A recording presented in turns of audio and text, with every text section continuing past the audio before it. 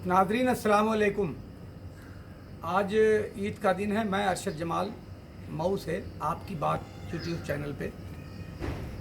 अभी आप देख रहे हैं कि हम लोग नमाज से फारिग हुए हैं, ईद की नमाज से। इसलिए मैं सबसे पहले आप तमाम नाज़रीन को ईद की तहे दिल से मुबारकबाद देता हूँ। हालात अलग अलग करवट लेते हैं और अलग अलग वक्त में अल्लाह रब्बुल इज़्ज़त अपनी मखलूक़ात को इम्तिहान में डालते हैं। और लेकिन एक उनका कोई भी काम मसलहत से खाली नहीं होता। वो भले ही हमें फ़ौरी तौर से ना समझ में आए या फ़ौरी तौर से ये लगे कि ये नुकसान का मामला है, लेकिन हर चीज़ में उसकी कोई मसलहत होती है और तमाम वो अपनी मखलूक़ात के फ़ायदे के लिए ही उसके तमाम तर काम हुआ करते हैं। अभी आप देख रहे हैं कि अभी मेरी उम्र तो लगभग 62-60 साल हुई। ये मेरे चचा हैं डॉक्टर नियाज़ साहब, इनकी उम्र भी 70 से लेकर 75 साल है।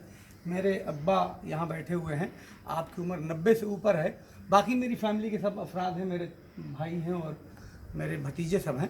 आप देख रहे होंगे कि हम लोगों ने अपने परिवार के साथ सोशल डिस्टेंसिंग का पालन करते हुए दूरी जो निर्धारित करके उस तरह से घर के अंदर ही नमाज अदा की गई है ईद की। मैं जो मसलहत की बात कर रहा था उसमें आप देखें, मैं ये सोच रहा था अभी कि हिंदुस्तान जैसे मुल्क में लाखों मुसलमान ऐसे होंगे जिनके ख्वाहिश होगी, जिनके मन में ख्वाहिश होगी कि कभी किसी नमाज की इमामत हम भी कर लें, हमें भी ये सादत नसीब हो जाए। लेकिन ये लॉकडाउन जो हुआ या कोरोना वायरस जो आया, इस लॉकडाउन होने की वजह से नमाज का सिलसिला महीनों से घरों के अंदर ही हो रहा है और लाखों लाख लोग जो कभी भी ज़िंदगी में इमामत नहीं किए थे नमाज की, उन्होंने नमाज की भी इमामत की, तरावी भी 5 वक्त की उन्होंने पढ़ाई और फिर आज ईद की नमाज भी लाखों लाख इमाम हजरात जो इमामत नहीं कभी कर पाए थे पूरी अपनी ज़िंदगी में, आज उन्होंने इमामत की। ये हालात जो पैदा हुए हैं, ये अभी आप देख रहे हैं डॉक्टर नियाज़ साहब जो यहाँ के बहुत ही मशहूर और मारूफ यहाँ के डॉक्टर हैं और फिजिशियन हैं। अभी इनके ऊपर ये आप 21 मार्च को अहमदाबाद में तबलीगी जमात में गए हुए थे और वहाँ से फ़्लाइट के ज़रिए 21 मार्च को वापस आए और वापस आके घर में ही उन्होंने क्वारंटाइन 14 दिन कर लिया और 14 दिन की मुद्दत जब पूरी हो गई तो उन्होंने पुलिस को ख़बर कर दिया कि मैं फ़लाँ तारीख को आया हूँ अहमदाबाद से 24 तारीख को और 24 तारीख को मेरा आज 4 तारीख हो गई है और मेरा क्वारंटाइन का टाइम पूरा हो गया है। तो पुलिस ने इनको चौकी पे बुलाया और वहाँ थोड़ी देर के बाद इनको रोक लिया गया। तो मैं भी वहाँ पहुँचा, वहाँ गया तो थाना सरालेखनसी के एसओ और फिर थाना जो दक्षिण टोला उसके एसओ, फिर कोतवाली के इंस्पेक्टर कोतवाली और सिटी मजिस्ट्रेट साहब, ये सारे अधिकारी सीओ साहब सभी वहाँ मौजूद थे। और फिर आपको जांच पड़ताल के बाद आपको भेज दिया गया क्वारंटाइन सेंटर और क्वारंटाइन सेंटर के बाद जब इनकी 28 दिन की मुद्दत पूरी हो गई तो फिर इनके ऊपर 307 का मुकदमा कायम करके इनको जेल भेज दिया गया। मैं ये बात इसलिए उठा रहा हूँ कि आज खुशी का दिन है, ये बात उठाना नहीं चाहिए, लेकिन मैं सरकार को ये कहना चाहता हूँ कि आप सरकार हैं और सरकार जो होती है वो सरपरस्त होती है। जैसे घर में कोई मुखिया होता है तो उसी तरह से पूरे प्रदेश का मुखिया जो मुख्यमंत्री होता है और पूरे देश का जो मुखिया होता है वो प्रधानमंत्री होता है। तो आपके इस मुल्क में चाहे आपके प्रदेश में जितने लोग भी रहते हैं, चाहे वो किसी भी धर्म के मानने वाले हों, किसी भी मज़हब के मानने वाले हों, वो आपके घर के अफराद हैं और वो आपके परिवार के सदस्य हैं और आपकी जिम्मेदारी बनती है कि बिना इम्तियाज़ बरते, बिना भेदभाव के आप सब लोगों की सुविधा का ख्याल रखें, न कि किसी के साथ सौतेला सलूक करें जैसे कि आप अपने घर में अपने बेटों के दरमियान से करते हैं, ऐसे ही करना चाहिए। ये ठीक नहीं है। हम लोग इन हालात को देखकर और जो कुछ इस पूरे उत्तर प्रदेश में हुआ और जो तअस्सुब बरता गया, हम लोग इससे बहुत दुखी हैं और अपने दुख का इजहार आज खुशी के इस दिन में कर रहे हैं, जबकि नहीं करना चाहिए। लेकिन मैं ये बात इसलिए कर रहा हूँ कि शायद मेरी आवाज़ सरकार में बैठे हुए लोगों तक पहुँचे और उनको हम लोग आज दुआ भी कर रहे हैं। ईद के दिन दुआ की गई है कि जो भी हाकिम हमारे ऊपर है वो रहमदिल हाकिम हो, इंसाफ पसंद हाकिम हो, धर्म या बरादरी, गरीब और अमीर के नाम पे कोई फ़र्क न करता हो।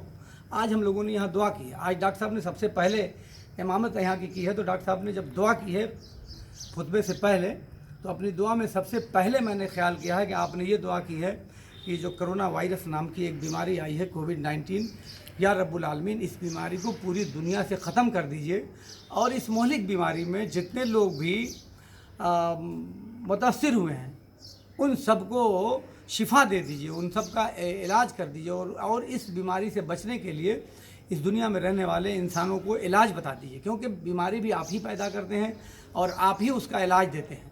और बताया ये जाता है कि पहले अल्लाह रब्बुल इज़्ज़त इलाज बनाते हैं, फिर उसके बाद बीमारी देते हैं। तो इलाज तो है इसका, अब इंसानों को छोड़ा है कि आप अपनी फ़हम व फरासत के ज़रिए इस बीमारी का इलाज को ढूंढो। तो आज सबसे पहले डॉक्टर साहब ने जो इमामत कर रहे थे, इन्होंने इस बीमारी से बचाव के लिए दुआ की है, अल्लाह रब्बुल इज़्ज़त के दरबार में दुआ की है, और बहुत गिड़गिड़ा के दुआ की है। फिर उसके बाद आपने दुआ की है कि इस मुल्क में अमन व अमान बना रहे, भाईचारा बना रहे, बड़े लोग छोटे लोगों की इज़्ज़त करना सीखें, और सभी मज़ाहिब के लोग एक दूसरे मज़ाहिब का एहतराम करना सीखें। आपने ये भी दुआ फरमाई कि अमन व अमान बना रहे, शांति बनी रहे, भाईचारा बना रहे, जो पढ़ने वाले बच्चे उनकी तालीम में किसी तरह की कोई रुकावट ना हो, और जो कारोबार करने वाले लोग हैं उनके कारोबार में बरकत अता हो। सारे कारोबार बंद हैं पूरे हिंदुस्तान के, उसके लिए भी आज दुआ हुई कि जो कारोबार बंद हैं सारे कारोबार चालू हों। तो मैं आज, मेरी बातों में कुछ खुशी की बातें हैं तो कुछ दुख की बातें हैं, लेकिन खुशी और गम दोनों चीज़ों का जब इम्तजाज होता है तो हम मुतदिल होते हैं, क्योंकि खुशी गुरूर को ले आती है और गम मायूसी की तरफ ले जाता है। इसलिए दोनों के बीच का जो रास्ता होता है वो मुतदिल होता है, और बेहतर ये है कि हम खुशी का इजहार भी बहुत ज़्यादा ना करें, और जब गम हो तो मायूस बहुत ज़्यादा ना हो। तो आज ईद का दिन है, जाहिर सी बात है कि हम लोगों ने अपने बचपन में ऐसी ईद कभी नहीं देखी कि ईदगाहें सुनसान पड़ी हुई हैं, मस्जिदें वीरान पड़ी हुई हैं। ईद की नमाज़ पढ़ने के पहले हम लोग बाहर, मैं जब सड़क पे निकला तो मैंने देखा कि लोग सड़क पे तो कुछ हैं तादाद में, मगर किसी के चेहरे पर ईद की खुशी नहीं थी। तो आप सब लोग, जो लोग भी तमाम कानून, मुल्क के कानून का भी पालन करना है और शरीयत के जो कानून है उसका भी हम सबको पालन करना है। लेकिन कहीं से भी इस मुसीबत की घड़ी में जो हमारे मुल्क के कानून या मुल्क के सरबराहों ने कोई भी ऐसा हुक्म नहीं दिया है हम लोगों को जो हमारी शरीयत के किसी कानून से टकराता हो। तो इसलिए कोई दुश्वारी की बात नहीं है, और हम सब के लिए ही मुल्क के लोग और जो मुल्क में रहने वाले जो रहनुमा वो हमारे मुल्क में हमारे ही लिए सब कुछ कर रहे हैं। इसलिए मैं उम्मीद करता हूँ कि आने वाले 31 मार्च के बाद ये जो लॉकडाउन है वो ख़त्म होगा। मगर लॉकडाउन तो ज़रूर इंशाल्लाह ख़त्म होगा, लेकिन उसके बाद भी ये सोशल डिस्टेंसिंग का और मास्किंग का सिलसिला जो है जारी रहेगा, क्योंकि साइंसदानों का कहना ये है कि अभी इस मरज़ की वैक्सीन बनाने में, कोविड-19 की वैक्सीन बनाने में शायद कम से कम 2 साल लगेंगे। बल्कि कुछ लोगों का ये कहना है कि शायद हो सकता है कि जैसे बहुत सारी बीमारियों की दवा आज तक नहीं बन सकी है, वैसे इसकी दवा भी बनने में बहुत वक्त लग जाएगा। तो हम लोगों को इसी में जीने की आदत डालनी होगी। मुझे उम्मीद है कि सरकार अब इस लॉकडाउन को खोलेगी और लोगों को ये सलाह देगी कि अब इसी ऐसे में ही अपनी ज़िंदगी जीना सीखिए और ज़िंदगी के साथ मुकाबला करिए। मैं इन्हीं बातों के साथ आप सब लोगों को एक मरतबा दिल की गहराइयों से ईद की मुबारकबाद देते हुए अपनी बात को ख़त्म करता हूँ। वाखिर दावाना अल्हम्दुलिल्लाहि रब्बिल आलमीन।